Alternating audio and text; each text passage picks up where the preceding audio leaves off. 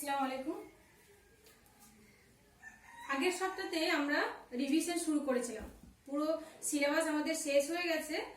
তো সেই জন্যই আমরা আগের সপ্তাহে রিভিশন শুরু করেছি এবং আমরা প্রথম চ্যাপ্টারটা রিভিশন আমাদের হয়েও গেছে, পৃথিবীর অন্দরমহলটা।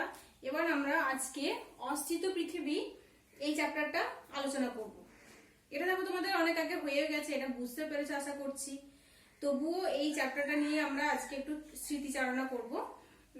দেখো এখানে আমি লিখেছি যে অস্থিত পৃথিবী। তো এই কথাটা শুনে তোমরা বুঝতে পারছো যে অস্থিত পৃথিবী বলতে এখানে বলা হয়েছে যে পৃথিবী কিন্তু স্থির নয়। আপাত দৃষ্টিতে দেখো পৃথিবীকে দেখে শান্ত এবং স্থির মনে হয়, তাই তো? কিন্তু পৃথিবীর বেশ কিছু ঘটনা দেখলে আমরা বুঝতে পারি যে পৃথিবী কিন্তু আদৌ স্থির নয়, পৃথিবী হচ্ছে অস্থিত।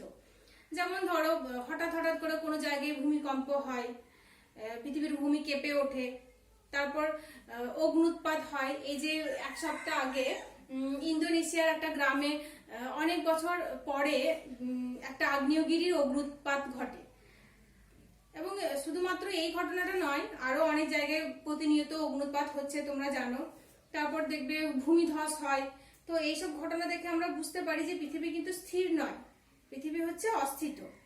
এই বিষয়টা আমরা আরো একটু বিস্তারিতভাবে জানবো বা বুঝবো যে কেন এরকম বলা হচ্ছে যে পৃথিবী স্থির নয়।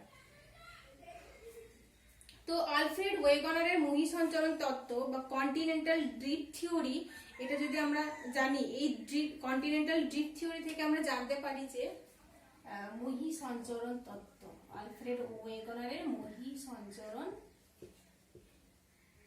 তত্ত্ব বা কন্টিনেন্টাল ড্রিফট থিওরি।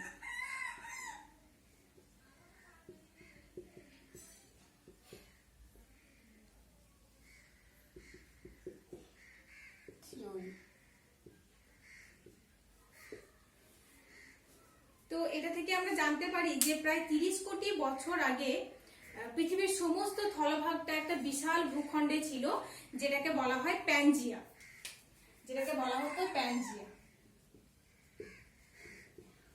এবং মহাসমুদ্রটা একটা বিরাট সাগর রূপে ছিল, সেটাকে বলা হয় প্যানথালাসা।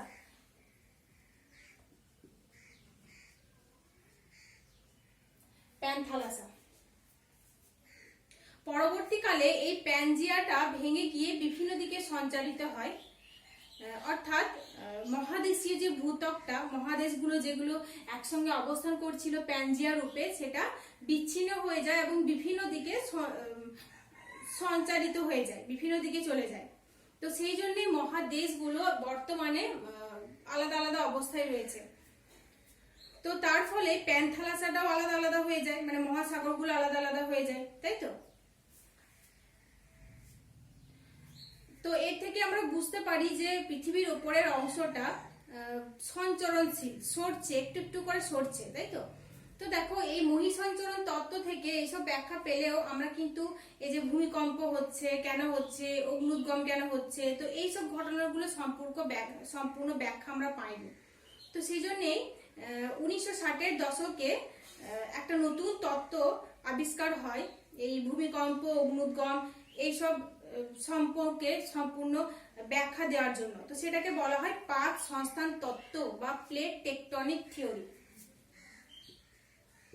পাত সংস্থান তত্ত্ব বা প্লেট টেকটনিক থিওরি।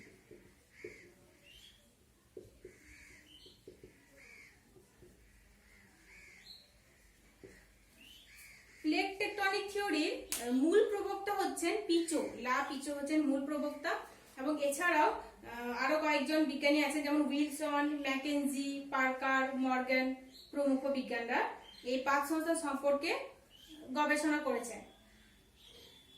তো এই পাত সংস্থান তত্ত্ব অনুযায়ী পৃথিবীর ভূত্বক কতগুলো শক্ত এবং কঠিন খণ্ডে বিভক্ত, যেটাকে বলা হয় পাত, যেটাকে বলা হয় পাত, পাত বা প্লেট। এই প্লেটগুলো হচ্ছে 70 থেকে 150 কিমি পুরু, 70 থেকে 150 কিলোমিটার পুরু।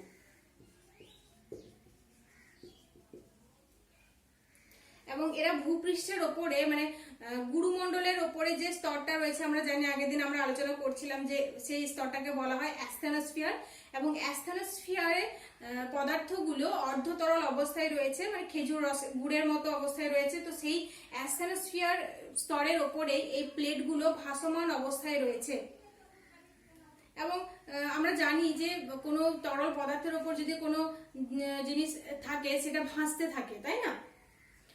যেমন ধরো জলের ওপর যদি হালকা কাঠ রেখে দেওয়া হয় তো সেই কাঠগুলো ভাসতে থাকে, ঠিক একই রকম ভাবে অ্যাস্থেনোস্ফিয়ারের ওপরে এই বড় বড় যে পাতগুলো সেগুলো ভাসমান অবস্থায় রয়েছে। তো পৃথিবীতে মোট 7টি বড় পাত রয়েছে এবং 8টি মাঝারি পাত রয়েছে এবং 20টি ছোট পাত রয়েছে। তো 7টি বড় পাত কোনগুলো?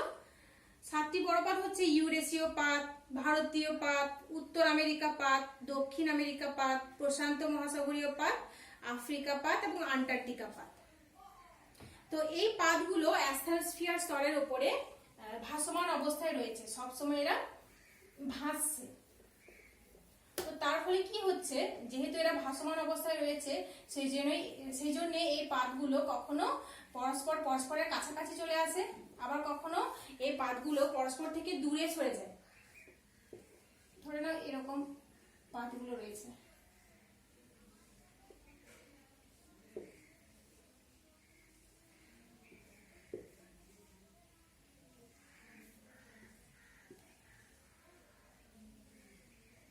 কখনো কাছাকাছি চলে আসে, কখনো পরস্পর থেকে দূরে সরে যায়, কখনো আবার নিরপেক্ষভাবে অবস্থান করে।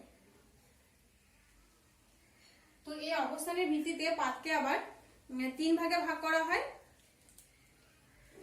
যেমন দেখো, যখন দুটি পাত অবস্থান করছে এবং একটা পাত এদিকে এবং একটা পাত এদিকে পরস্পর দুই দিকে চলে যাচ্ছে, তখন এই পাতটাকে বলা হয় অপসারী পাত।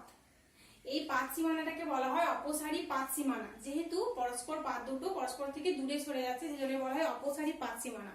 এর ফলে কি হয়, দেখো এই পাতটা যখন এখান থেকে দূরে সরে যাচ্ছে, মাঝখানে ভূপৃষ্ঠের যে ভূগর্ভের যে ম্যাগমাটা সেটা বেরিয়ে আসছে এবং এখানে প্রবাহিত হয়ে সেটা আবার একটা নতুন ভূখণ্ড, যেমন শৈলশিরা বা নতুন সামুদ্রিক ভূত্বক তৈরি করে। তো সেই জন্য এই পাত সীমানাকে গঠনকারী পাত সীমানাও বলা হয়। এটা তোমরা মনে রাখবে যে অপসারী পাত সীমানাকে গঠনকারী পাত সীমানা বলা হয়, এবং কেন বলা হয় সেটা আমি বললাম। তো এই জন্যই অপসারী পাত সীমানাকে গঠনকারী পাত সীমানা বলা হয়। তো এটা হচ্ছে অপসারী পাত সীমানা, অপসারী পাত, এগুলো অপসারী পাত এবং এটা হচ্ছে অপসারী পাত সীমানা। তারপর অনেক সময় কি হয়, অ্যাস্থেনোস্ফিয়ারের উপরে যখন প্লেটগুলো ভাসমান অবস্থায় আছে, দুটো পাত পরস্পরের কাছাকাছি চলে আসে বা সংঘর্ষে লিপ্ত হয়। এটাকে বলা হয় অভিসারী বা বিনাশকারী পাত সীমানা। অভিসারী বা এটাকে বিনাশকারী পাত সীমানা বলা হয়। এটা কি হয়, দুটো পাত পরস্পর কাছাকাছি চলে আসছে, এর ফলে একটা ভারী পাতটা হালকা পাতের নিচে প্রবেশ করে। তো যখন ভারী পাতটা হালকা পাতের নিচে প্রবেশ করছে তখন এই পাতের কিছুটা অংশ ভেঙে যায়, তাই তো, সংঘর্ষ হয়। তো একটা পাতের নিচে প্রবেশ করছে, তো তার ফলে এই পাত সীমানাকে বলা হয় বিনাশকারী পাত সীমানা। যেহেতু একটা পাতের নিচে প্রবেশ করছে এবং সেই পাতটা নিচের অংশটা গলে যাচ্ছে, তো সেজন্য এই পাতটাকে বলা হয় বিনাশকারী পাত সীমানা। আবার কিছু ক্ষেত্রে কি হয়, দুটি পাত পরস্পর পাশাপাশি অবস্থান করে, এরা কিন্তু সংঘর্ষে লিপ্ত হয় না, পাশাপাশি চলাচল করছে। তো এই পাত সীমানাকে বলা হয় নিরপেক্ষ পাত সীমানা। এই পাত সীমানায় চ্যুতির সৃষ্টি হয়, যেমন ক্যালিফোর্নিয়ায় যে সান আন্দ্রিজ চ্যুতি এই পাত সীমানায় তৈরি হয়েছে। তো এই পাত সীমানাকে বলা হয় নিরপেক্ষ পাত সীমানা।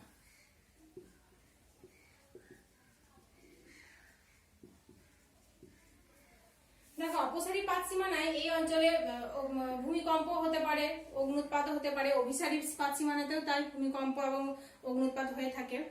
আবার দেখো, নিরপেক্ষ পাত সীমানাতেও তাই ভূমিকম্প হতে পারে। কিন্তু এই পাত সীমানা মানে কিছু নতুন ভূমিরূপের সৃষ্টি হয় না, মানে নতুন কোনো পাত সীমানা সৃষ্টি হচ্ছে না বা ধ্বংস হচ্ছে না, তো সেজন্য এটাকে নিরপেক্ষ পাত সীমানা বলা হয়।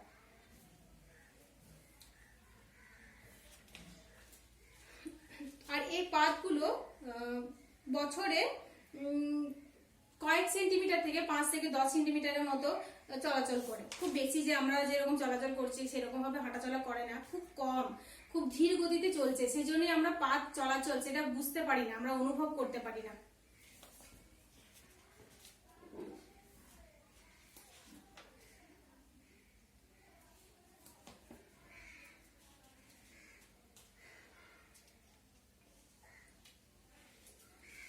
তো পাত, এটা হচ্ছে পাত শাসন তত্ত্ব বা প্লেট টেকটনিক থিওরি। আশা করছি তোমরা বুঝতে পেরেছো। এবার আমরা একটু অগ্নুৎগম বা ভলক্যানিজমটা একটু আলোচনা করব।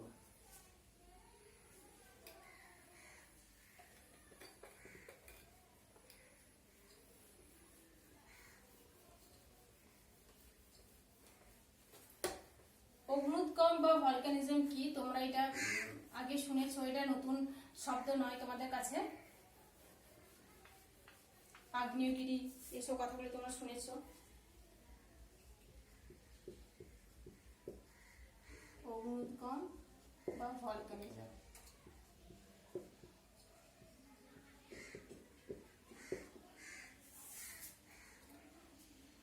দেখো আগ্নেয়গিরির অগ্নুৎপাত একটা ভয়ঙ্কর সুন্দর দৃশ্য।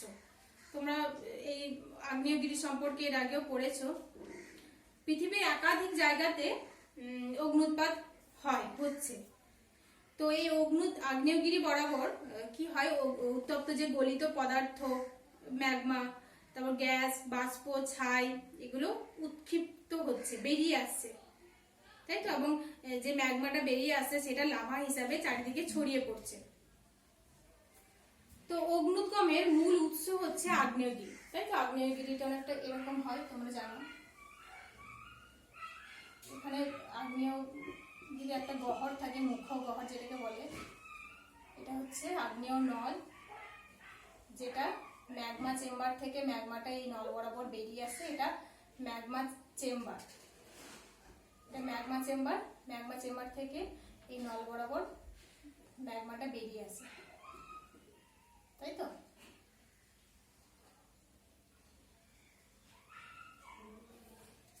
একাধিক মুখ্য গহ্বর, এটা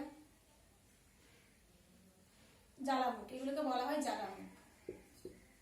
একাধিক জ্বালামুখ থাকে কোনো কোনো আগ্নেয়গিরিতে, তাই তো।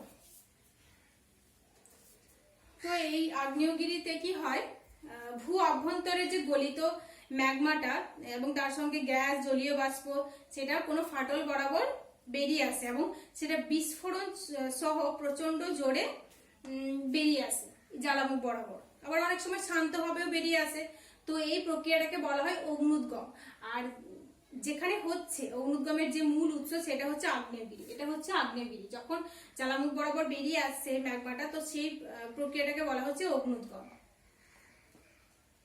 আর এই অগ্নুৎপাতের সময় আগ্নেয় পদার্থ ফাটলের চারদিকে জমা হয়ে, এই মুখ বরাবর চারদিকে জমা হতে হতে এটা একটা শঙ্কু আকৃতির পর্বত তৈরি হয়। তো সেজন্য এটাকে, মানে যেহেতু আগ্নেয় পদার্থগুলো সঞ্চিত হয়ে হয়ে তৈরি হচ্ছে, তো সেজন্য আগ্নেয় পর্বতকে সঞ্চয়জাত পর্বত বলা হয়। যেমন দেখো, জাপানের ফুজিয়ামা, ইতালির ভিসুভিয়াস, ভারতের ব্যারেল, ইন্দোনেশিয়ার ক্রাকাতোয়া, এই সঞ্চয়জাতীয় পর্বত বা আগ্নেয় পর্বত।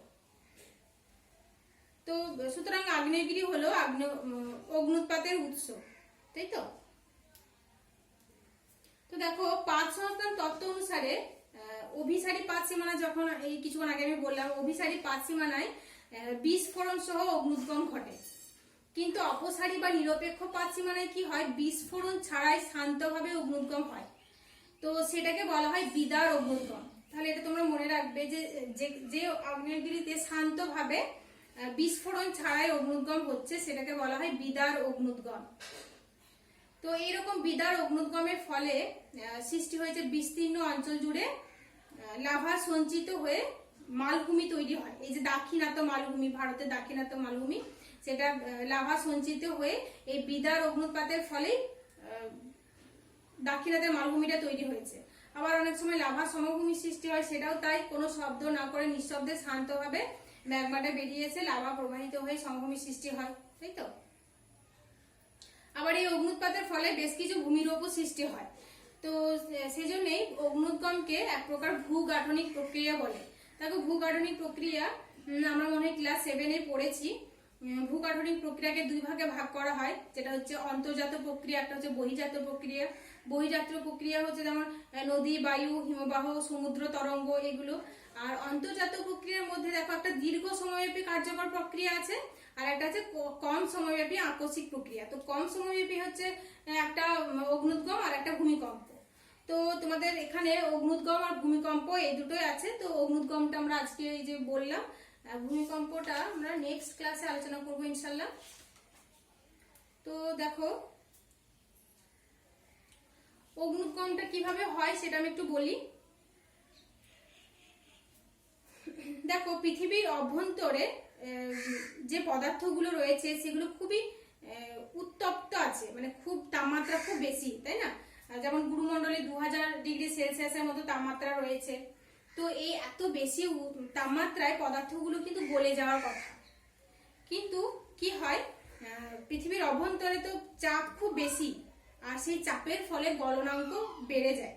তো সেই জন্যেই ভূ অভ্যন্তরে মানে গুরুমণ্ডলের ওপরে যে অ্যাটমসফিয়ার স্তরটা রয়েছে সেখানে পদার্থগুলো একেবারেই গলে না গিয়ে পদার্থগুলো খেজুর গুড়ের মতো অবস্থায় রয়েছে, মানে পিচ্ছিল পদার্থের মতো রয়ে গেছে, মানে প্লাস্টিক গলিয়ে দিলে যেরকম হয় ঠিক সেরকম। তো শিলাটা সেখানে সম্পূর্ণ গলে যায়নি, সেখানে পদার্থগুলো অর্ধগলিত অবস্থায় থকথক একটা পদার্থের মতো রয়েছে, মানে ওই যে বললাম খেজুর গুড়ের মতো অবস্থায় রয়েছে। আর সেই পদার্থটা কি হয় আশেপাশের শিলার তুলনায় হালকা। তো সেই যে অ্যাটমসফিয়ারের যে পদার্থগুলো যে বললাম ম্যাগমা, সেটা কি হয় উপর দিকে উঠতে শুরু করে, উপর দিকে ওঠার একটা প্রবণতা থাকে। তো সেই জন্য সেই ম্যাগমাটা কোনো ভূপৃষ্ঠে কোনো ফাটল বরাবর উপর দিকে উঠতে থাকে। তার সঙ্গে ম্যাগমার সঙ্গে গ্যাস থাকে, জলীয় বাষ্প থাকে। তো ওই ম্যাগমা গহ্বরে একটা চাপ থাকে, তো সেই প্রবল চাপে ভূপৃষ্ঠের কোনো ফাটল বরাবর ম্যাগমাটা বেরিয়ে আসতে থাকে। তো এই ম্যাগমাটাই যখন বেরিয়ে আসে আগ্নেয়গিরি বরাবর বেরিয়ে এলো, তারপরে অগ্নুদ্গম হলো এবং লাভা হিসাবে এদিকে প্রবাহিত হয়, তাই তো? এটা আমরা জানি। ভেতরে যখন থাকে সেটাকে আমরা বলি ম্যাগমা, যখন বাইরে এসে প্রবাহিত হচ্ছে সেটাকে বলা হচ্ছে লাভা। তো এইভাবেই অগ্নুদ্গম হয়ে থাকে। দেখো এবার আমরা আগ্নেয়গিরির শ্রেণী বিভাগ জানবো। আগ্নেয়গিরিকে 3 ভাগে ভাগ করা হয়।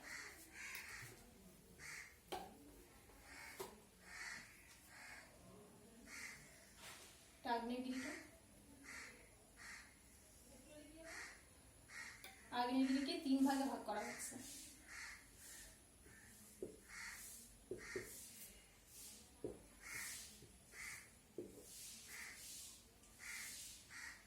একটা হচ্ছে জীবন্ত আগ্নেয়গিরি,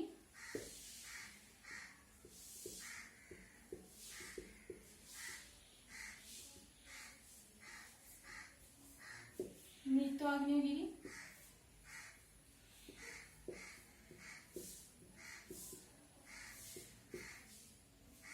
আর একটা সুপ্ত আগ্নেয়গিরি।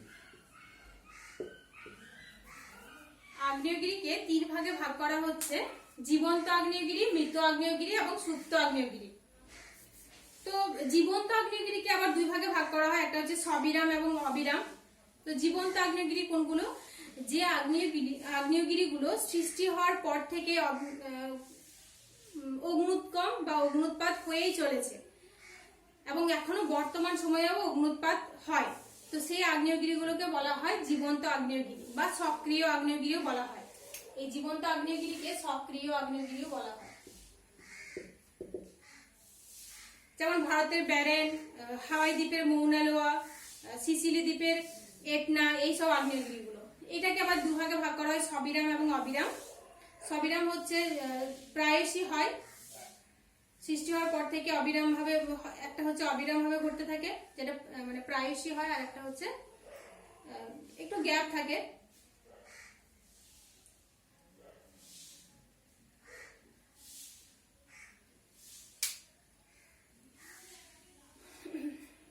তো জীবন্ত বা সক্রিয় আগ্নেয়গিরিকে 2 ভাগে ভাগ করা হচ্ছে, একটা হচ্ছে সবিরাম এবং অবিরাম। তো তারপরে দেখো আর একটা হচ্ছে মৃত আগ্নেয়গিরি। মৃত আগ্নেয়গিরি কোনগুলো?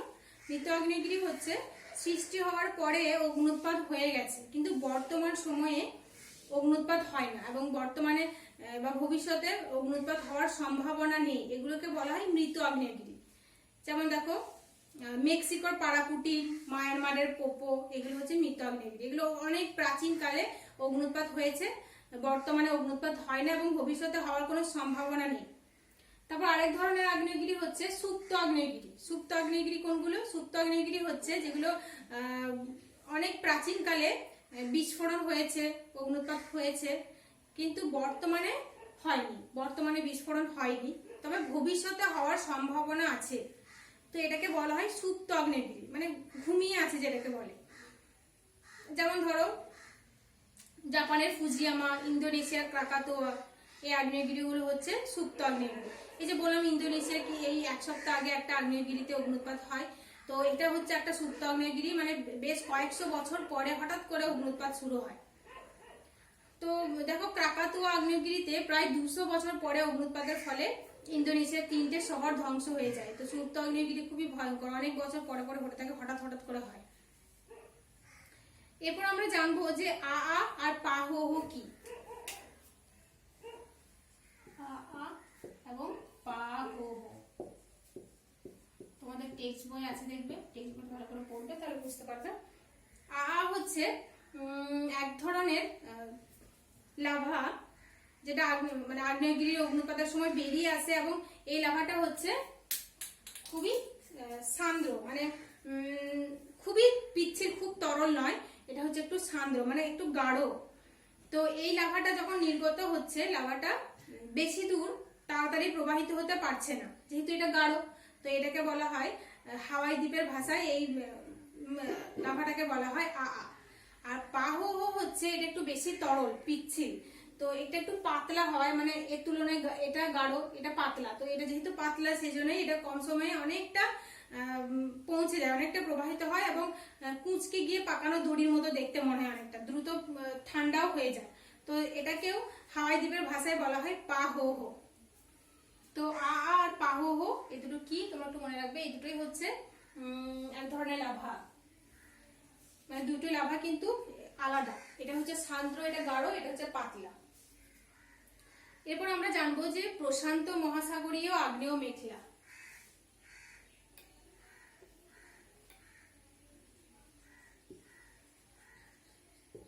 প্রশান্ত মহাসাগরীয় আগ্নেয় মেখলা কি?